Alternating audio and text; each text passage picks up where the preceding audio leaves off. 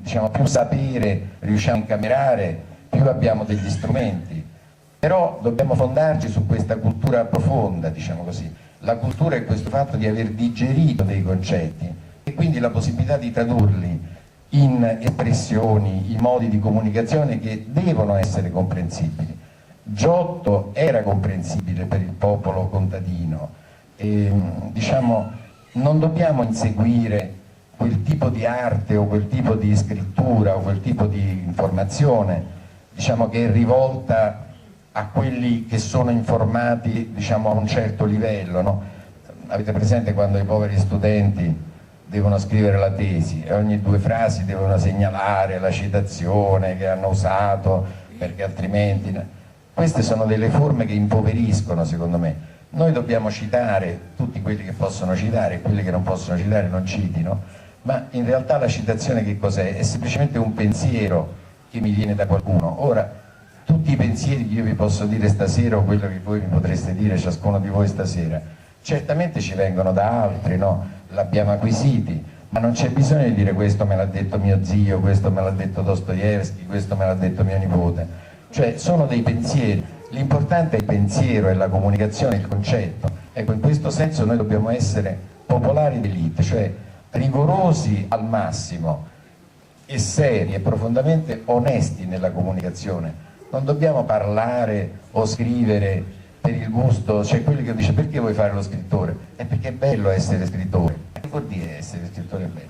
Uno deve scrivere se ha qualcosa da dire. E questo indipendentemente dal fatto se poi scrivendo o disegnando, dipingendo, facendo film ci vive, non ci vive, è povero, è ricco, ha successo, non ha successo. Se c'è una necessità di comunicazione, allora ha un senso comunicare.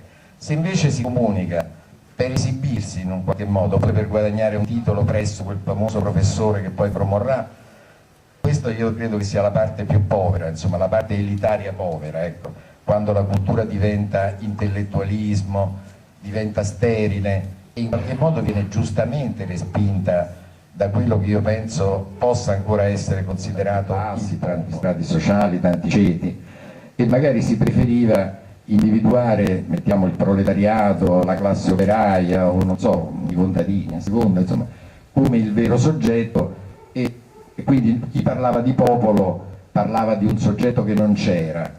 Ma se invece noi andiamo a studiare un po' più profondamente le modificazioni del capitalismo nell'ultimo secolo e mezzo e ormai anche più di sviluppo, vediamo che da un lato è avvenuta effettivamente una riduzione di ciascuno di noi a proletario, perché insomma che uno abbia una casa o che stia un po' meglio, che stia un po' peggio, che faccia lo bottegaio oppure l'operaio, oppure l'impiegato, oppure il contadino, sono differenze in fondo relative, molto relative.